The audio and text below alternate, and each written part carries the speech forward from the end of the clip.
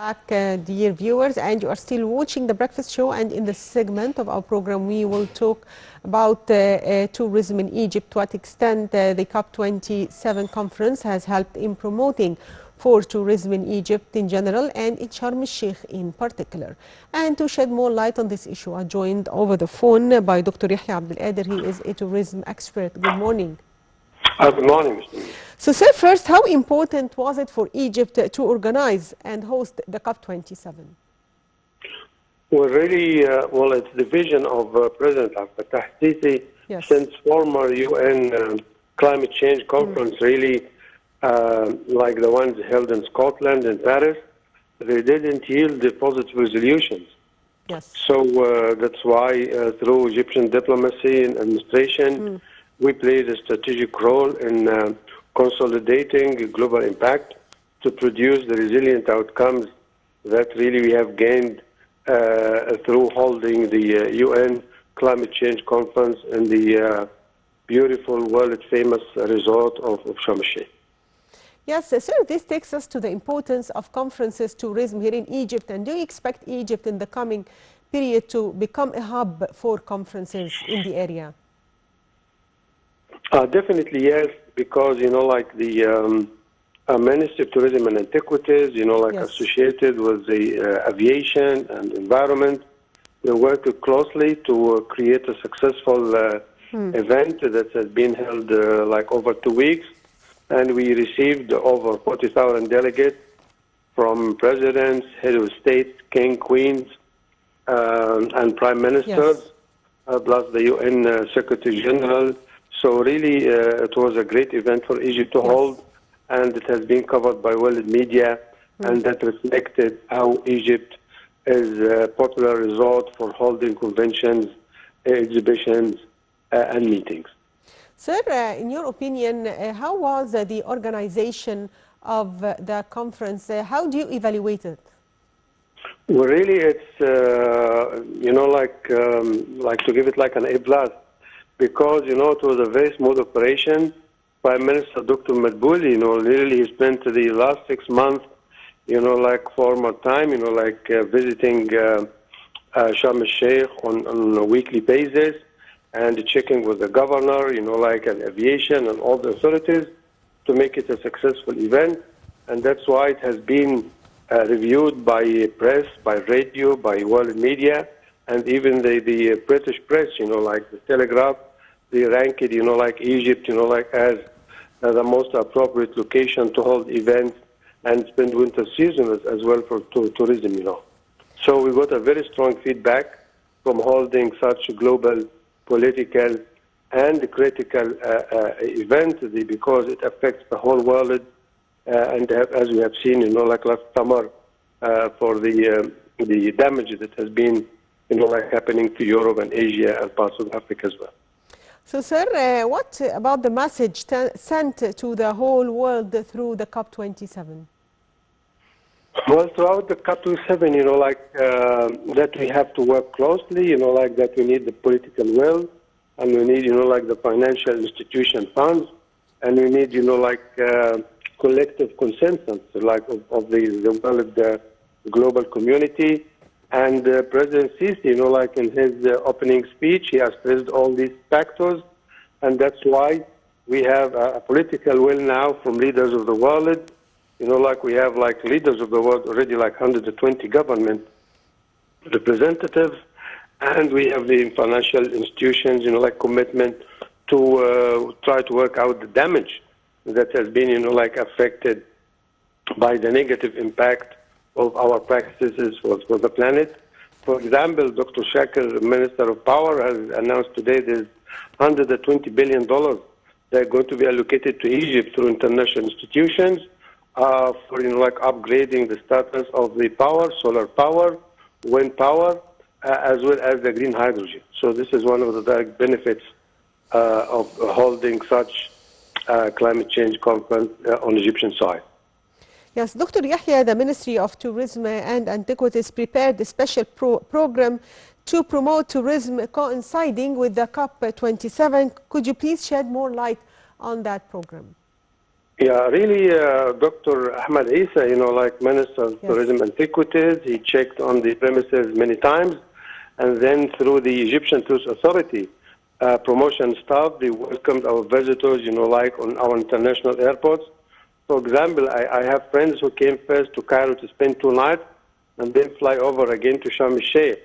So they escorted them, like to their hotels and planned their city tours, and they give them recreation facilities like bike rides, like the safari, like when they have a break from the daily toil, like of the meetings and conventions. They've been going to the beaches. So the Minister of Tourism, and as well, we have to appreciate the tremendous effort of Egypt Air and the Sharm el-Sheikh Airport Authority, who worked tirelessly really to welcome over 40,000 delegates who checked in Sharm el-Sheikh over 2 weeks. That was like a great project for Egypt and for us. So, sir, also if we talk about Sharm el-Sheikh, and how did the city of peace and the surrounding areas get ready in a few months' time for receiving almost 40,000 guests from around the world, especially that it was also turned to an eco-friendly city? Yeah, definitely, yes. Like Sharm el-Sheikh has been popular for the last 3 decades, like to holding summits, meeting, convention, exhibitions, and forum and Yes. seminars on a presidential level and on a global level. So the tourist facilities in Sharm el-Sheikh really offered first-class services to our guests, the accommodation, the transportation, meeting facilities, the Yes. catering, even the recreation, and other, like entertainment. There were art shows, sports, like influencers. So it was a great show, and the city was ready. And that's why this month, on the 29th, Egypt has been chosen, like as the venue Yes. for holding Russia and U.S. Talks about nuclear arm limitation. This is one of the results. So, sir, to what extent has Sharm el-Sheikh succeed in becoming a clear example for dealing with climate change repercussions by being transformed into a green city? Yes, really, we've been, enjoying, like the TVs and our friends who visit, like from time to Sharm el-Sheikh. The facelift, like that happened to the city, like within 3-4 months. It has been eco-friendly, enjoying green energy, the transportation, the power, the recycling, like everything. And I've been in meeting in hotels, and they told me some of the effects of the meeting. Next year, like in January, they stop using, like any plastics in the hotels. So this is direct outcome, like our environment to upgrade, like the status and limit, like the damage, like that caused and that affects, like the carbonization and threatens our planet. So, sir, how do you read the media reports on Egypt's organization for such a big event? How do you read these media reports, and to what extent it helps in promoting for Egypt abroad? Well, really, we're not going to talk about local or regional, but international media. They talked about the tourism promotion, like that Egypt, like on a global scale, cited Egypt as a must-see delegation and destination. For example, National Geographic, like in the latest issues, they reported Egypt to be a must-see destination this season. The TripAdvisor, like which is a very prestigious platform for classification of tourist destinations worldwide. They ranked Egypt on top of their list. The British press, like they advised even the citizens to spend, like their winter holidays in Egypt, because in Egypt they enjoy the Egyptian hospitality, Yes. Like and how it's turning into to become eco-friendly, using a green energy destination. So all these, like factors and benefits has created Egypt to be a venue for meeting, incentive, conventions, and international tourism inflows as well. So, sir, if we talk about winter season and preparations for the winter season, and how do you see reservations until now? Well, thank God, like if you walk on the Coronation evening, you'll find all the hotels, the rooms are lit up. We have a very strong, fall, like winter didn't start yet until in December. Yes. So they have, inshallah, alhamdulillah, a very positive season, like for 2023. And because the ministry is working diligently, like with the stakeholders, with the international airlines, with the tour operators, with the cruise line, to create a very strong demand in Egypt, inshallah. So, sir, tell us more about the role of the event in promoting efforts exerted by Egypt to turn to the green economy. Well, like one of the issues, like children, women, citizens with special, qualities, they have been having, like stand, information, platform. For example, ISESCO, which is the Islamic Organization for Education, Science and Culture, they created a platform in Sharm el-Sheikh, and they produced 50 initiatives. And all this was through children for over like about 10 days. So many associations, NGOs, like educational. For example, students of the College of Mass Communication at the Cairo University and other educational systems as well, they participating in managing the event. So this has showed the whole world how that, young men and women of Egypt are, having excellent skills and talents to manage international events in Egypt. So, sir, also, to what extent the COP27 promoted for not only Sharm el-Sheikh, but for all touristic destinations here in Egypt? Definitely, yes, because, typically when there is a major convention and conference like the UN, one that we've been going through, recently there is a pre and post, tours, prior to the convention and after the convention. And that's why I have friends, coming from New Zealand, coming from Australia, from Brazil.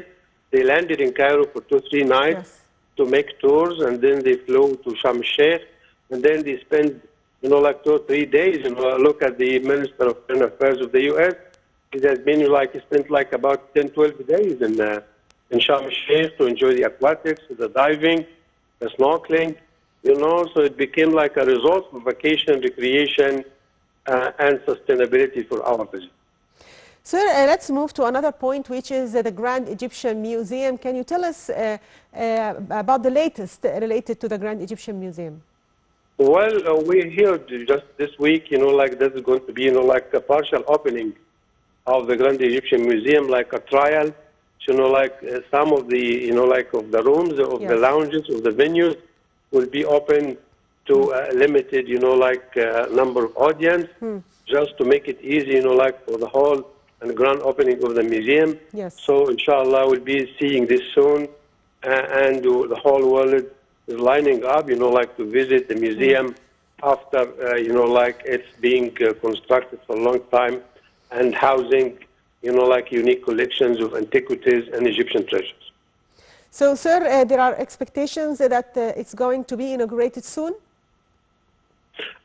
Partially, yes, but not the entire Grand Egyptian Museum, just exactly like on a trial basis to see, how the operation will look like, the traffic, the line, the crowd management, the timing, and all the facilities here.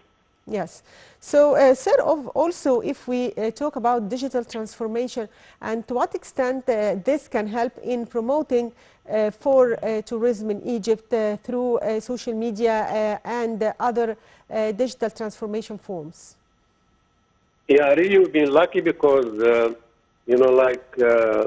at the same time, we've been managing, the COP27, there was, international and world famous YouTubers, influencers, they were, doing tours for the whole year, for example, using bikes or swimming or, parasailing and doing this, because they have large audience by the millions. And then they landed finally, in Sharm el-Sheikh and say, we've been doing this to promote environment, and eco-friendly and, green hydrogen. So it was a world theme for us to be, televised and attracted, for the whole world through the social media, through radio, through press. So it was a great occasion for Egypt for promotion and publicity. Yes, finally, I'd like to thank you, Dr. Yehya Abdul, tourism expert. Thank you for being with us today. Thank you, sir. And dear viewers, a short break and we'll be back with other segments, so stay tuned.